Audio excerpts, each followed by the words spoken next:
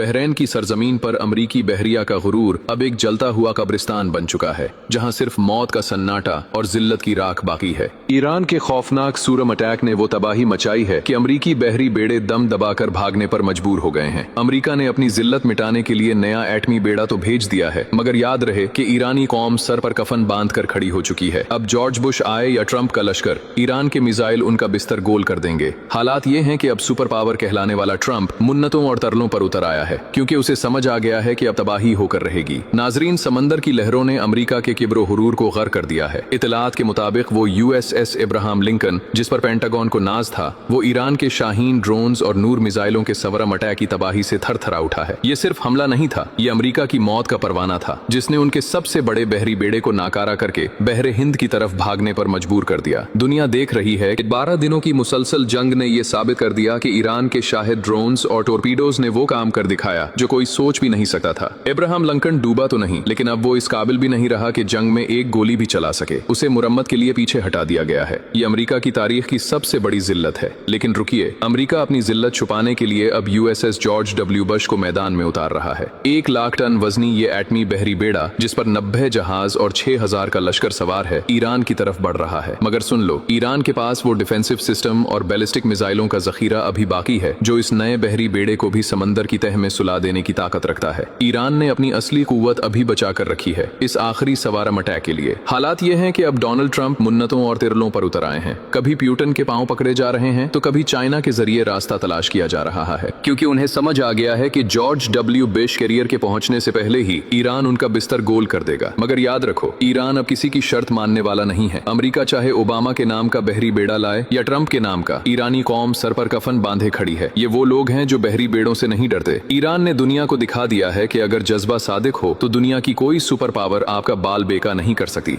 America की अस्करी कुव्वत शिकस्त खा चुकी है और अब ये दुनिया ईरान का लोहा मानेगी। अब फैसला समंदर की लहरें नहीं, ईरान के मिसाइल करेंगे। अल्लाह हाफिज।